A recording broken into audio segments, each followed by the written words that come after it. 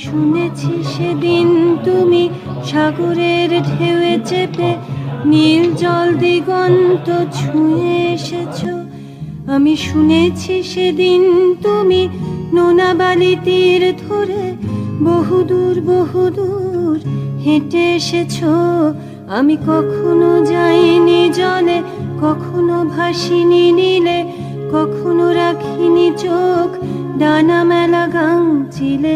আবার যেদিন তুমি সমুদ্র স্নানে যাবে, আমাকেও সাথে নিও, নেবে তো আমায়, বলো নেবে তো আমায়।